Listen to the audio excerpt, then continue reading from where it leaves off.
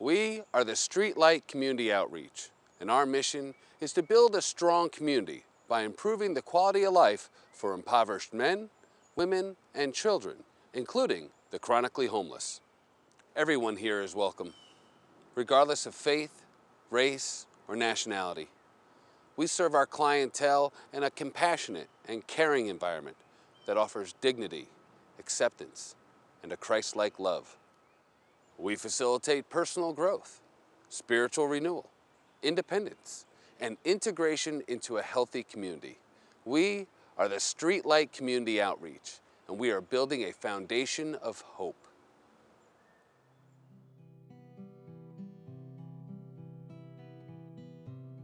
There's a number of reasons why people become homeless. Often there is some type of crisis, some type of relationship breakdown that just starts the spiral going, and from there it's just a downhill slide.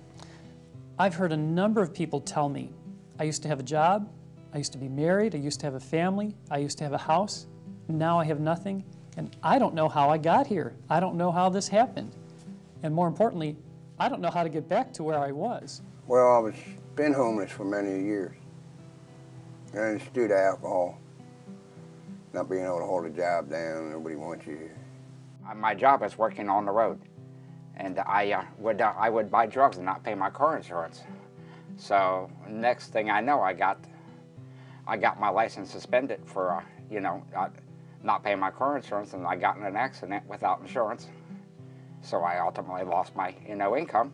And with no income, no vehicle, no license, there's no chance to get a vehicle, or no chance to get any work.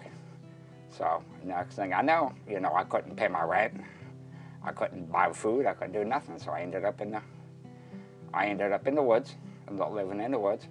Living in the woods is hard, and it's basically scrounging up the things you need that you normally would have at home.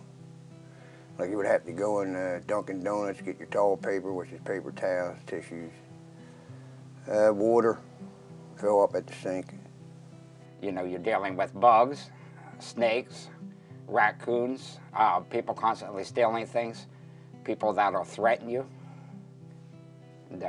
things being stolen from you, having no bathroom facilities, having no place to take a shower, nothing. It's pretty bad. Some of the things that StreetLight does to reach out to the homeless is just help them with practical needs. Providing tents, providing sleeping bags, helping with medications, making a doctor's appointment. What we strive to do is to reach and to touch these people and to tell them that we care. It's so expensive in this area, so sometimes all it takes is a little thing, a couple little things, and someone's in deep trouble. Someone's car breaks down, they get sick a couple days, they get fired from their job or whatever. If they have children, they're in a world of trouble. You can't go to work or you can't apply for a job if you haven't had a shower or a bath, or if your clothes smell because they haven't been washed. I've had a hard life. I've worked construction all my life. I left home when I was 14 years old, so I've struggled financially most of the time. Homelessness is more than not having a place to sleep. It's really a crisis of spirit as well. To combat this crisis of spirit, we at the StreetLight offer a foundation of hope.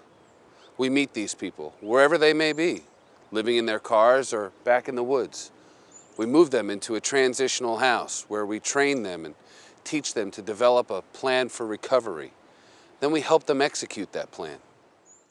So when I first went into the woods, I was unemployed. By going into the StreetLight program and attending, StreetLight Weekly, I became employed.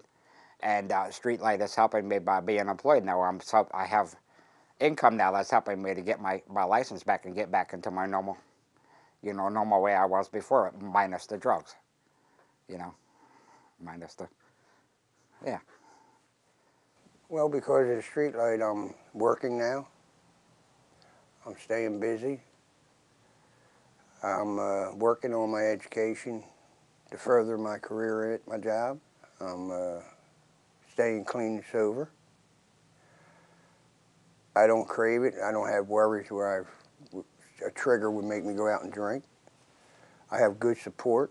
I can call StreetLight anytime if I need to talk to a minister or anyone. I have someone there to talk to. Both of these men are living in one of the two StreetLight transitional houses. These houses provide a clean, safe, and secure environment for individuals to walk out the steps of their plan to recovery. Living in a transition house is it's much nicer. It's just so much off of your shoulders. And what I'm trying to say is, the StreetLight gives you enough time to pull it together. There's no pressure. They don't try to pressure you because you're already under enough pressure trying to get it together. That's all you need is get a job, and you can't perform because you can't think and you're always under the gun. So they give you that time to pull yourself together, get your head clear, get yourself back on your feet, and start pulling your life together.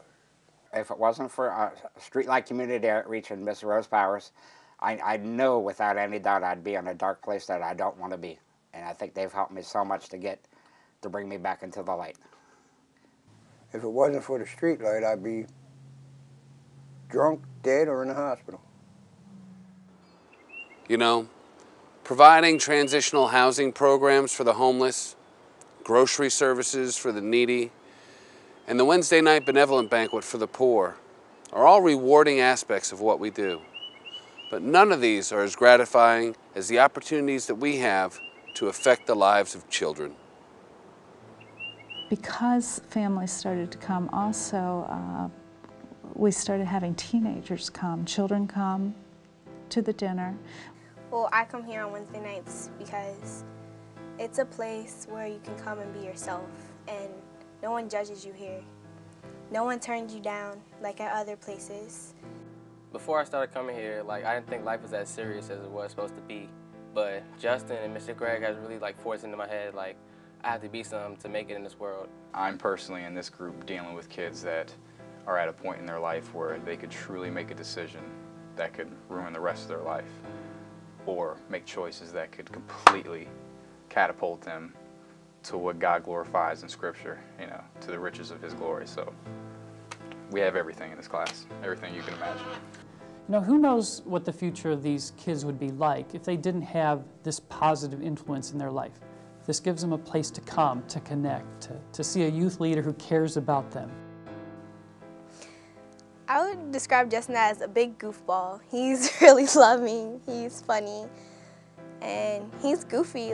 He's an adult, but he acts like a kid, and so he brings it to you Without Justin or the church, we would probably be out of school, being kicked out, getting in too many fights and stuff like that. But this church and Justin, they brought a lot to us. I'm very grateful for StreetLight and how they've helped me grow up and become a better person. And they make you feel at home, I could come here. If I were to run away or something, I would feel safe here with them. As you can see, we're doing wonderful things with limited resources here at the StreetLight Community Outreach. But we need help. We need your help. Here is a list of what you can do to help out. First and foremost, donate. We all have something to give, so dig deep. Money donations always help to get things done. Vehicle donations are a great way to give. One particular need of ours is a 15-passenger van to shuttle people and supplies around. Food donations meet the immediate needs of the hungry and the poor. Service donations, doctors, dentists, mechanics, and other professionals can help out by donating their services. Secondly, volunteer. Volunteers are needed for our pantry service on Tuesday and Thursday mornings, the harvest banquet on Wednesday nights. Drivers are needed for pickup of people and supplies, sound technicians for assistance with the band. Administrative assistance is needed in the office, and mentors are needed to guide people into better stages of life.